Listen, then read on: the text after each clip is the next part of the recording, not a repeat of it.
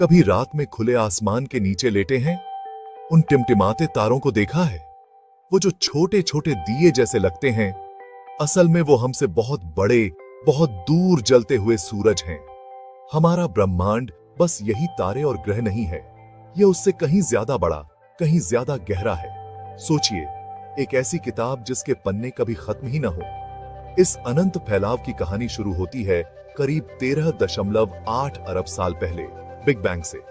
तब कुछ भी नहीं था, न समय न जगह। फिर अचानक एक धमाका हुआ और सब कुछ फैलने लगा। उसी एक पल में तारे बने, ग्रह बने और वो सब कुछ बना जो आज हम देखते हैं। ब्रह्मांड आज भी फैल रहा है, हर पल, हर सेकंड, जैसे कोई गुब्बारा हो जिसे लगातार फुलाया जा रहा हो।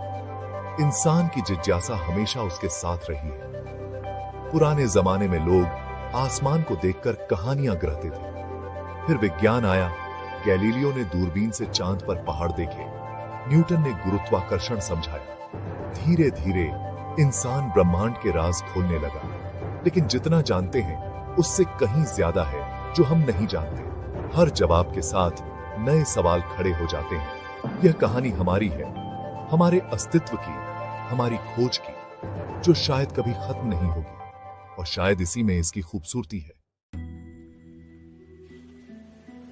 ब्रह्मांड की सबसे अजीब चीजों में से एक है ब्लैक होल। एक ऐसी जगह जहां रोशनी भी कैद हो जाती है।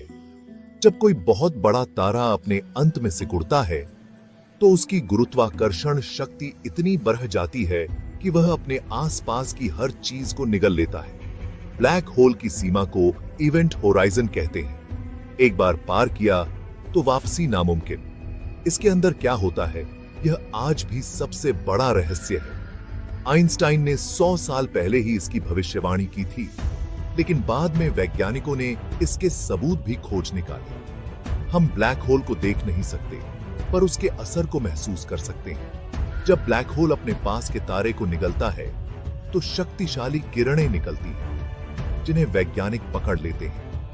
ब्लैक होल हमें समय के बारे में भी सिखाते हैं। जहां गुरुत्वाकर्षण अनंत, वहां समय लगभग रुक जाता है। अगर आप ब्लैक होल के पास कुछ घंटे बिताएं तो धरती पर हजारों साल बीत सकते हैं। ब्लैक होल हमें याद दिलाते हैं कि ब्रह्मांड हमारी कल्पना से कहीं ज्यादा रहस्यमयी है। अब बात करते हैं डार्क मैटर की। एक ऐसी चीज जो हर जगह है लेकिन दिखाई नहीं देती। वैज्ञानिकों ने देखा कि आकाशगंगाएं जितनी तेजी से घूम रही थीं, उनके बिखरने से बचने के लिए कोई अदृश्य शक्ति चाहिए थी। इसी को डार्क मैटर कहा गया। ब्रह्मांड का लगभग 27% हिस्सा डार्क मैटर है, जो हम देख सकते हैं। तारे, ग्रह, हम खुद, वो सिर्फ 5% है। बाकी सब कुछ या तो डार्क मैटर है या डार्क एनर्जी। यानी हम ब्रह्मांड का 95% हिस्सा देख ही नहीं सकते।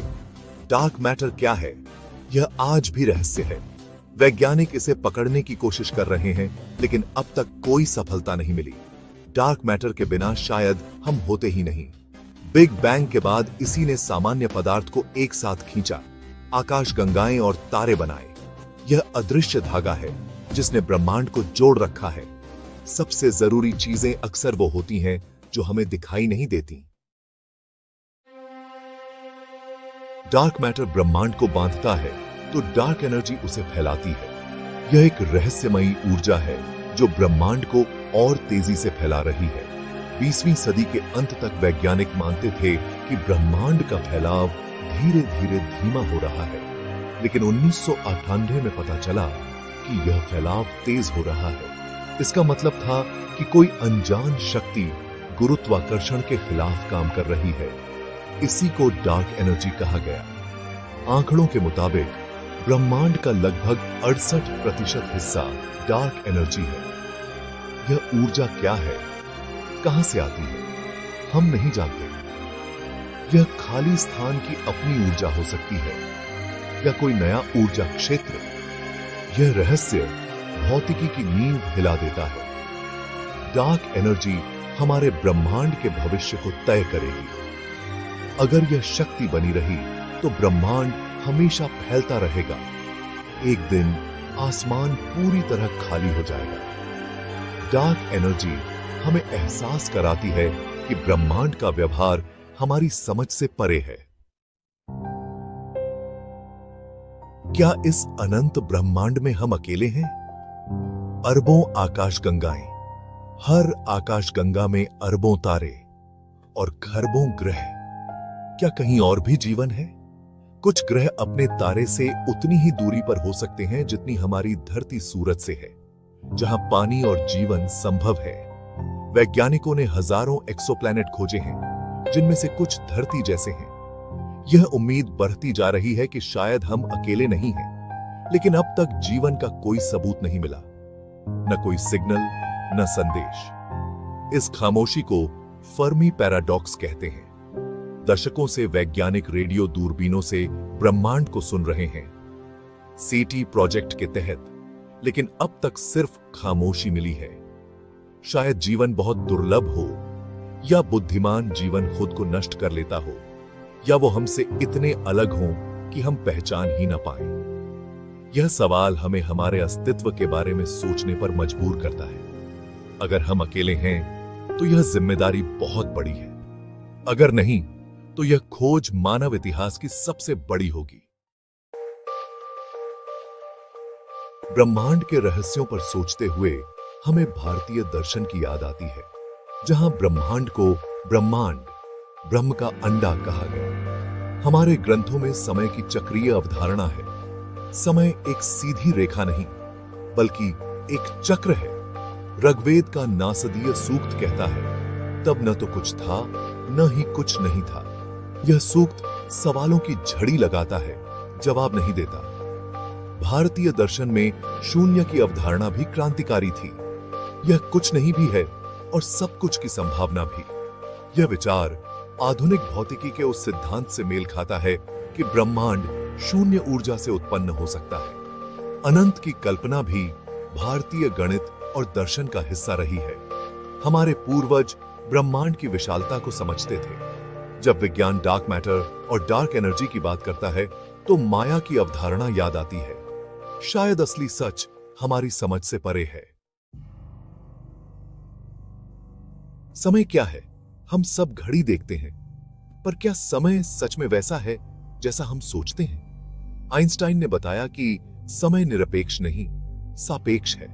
हर किसी के लिए समय की गति एक जैसी नहीं होती। अगर आप प्रकाश की गति के करीब यात्रा करें तो आपके लिए समय धीमा हो जाएगा। ब्लैक होल के पास भी समय लगभग रुक जाता है। इसका मतलब है कि भविष्य की यात्रा सैद्धांतिक रूप से संभव है। आप अंतरिक्ष यान में कुछ साल बिताएं तो धरती पर सदियां बीत सकती हैं, लेकिन भूतकाल की यात्रा, ग्रैंडफादर पैराडॉक्स जैसे विरोधाभास इसे लगभग नामुमकिन बनाते हैं। कुछ सिद्धांत वर्महोल की कल्पना करते हैं, अंतरिक्ष समय में शॉर्टकट जो दो समय या जगह को जोड़ सकते हैं। लेकिन क्या यह सच में है, कोई नहीं जानता। समय का रहस्य शायद ब्रह्मांड के सबसे गहरे रहस्यों में से एक है। क्या हम अपनी कहानी बदल सकते हैं या बस बहते चले जाते हैं? हर कहानी की तरह क्या ब्रह्मांड का भी कोई अंत है? वैज्ञानिकों के पास कई सिद्धांत हैं। एक समय था जब बिग क्रंच सबसे लोकप्रिय था। फैलाव रुक जाएगा, ब्रह्मांड सिकुड़कर फिर उसी बिंदु में समा जाएगा। कुछ मानते थे कि इसके बाद एक और बिग बैंग होगा, समय का चक्र चलता रहेगा।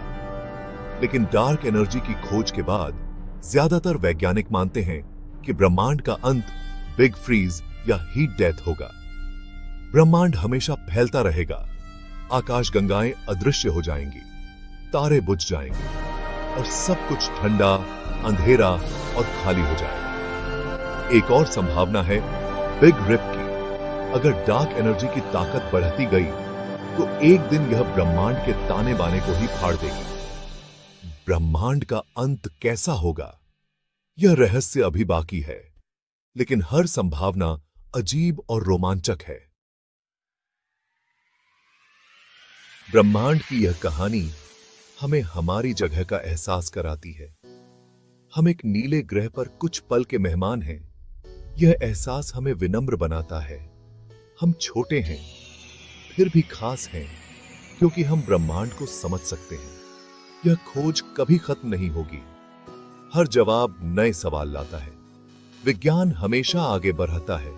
जेम्स वेब स्पेस टेलीस्कोप जैसी दूरबीनें हमें ब्रह्मांड की गहराइयों में झांकने का मौका दे रही हैं। हम समय की शुरुआत के करीब देख पा रहे हैं, दूसरे ग्रहों के वायुमंडल का विश्लेषण कर रहे हैं, जीवन की तलाश में।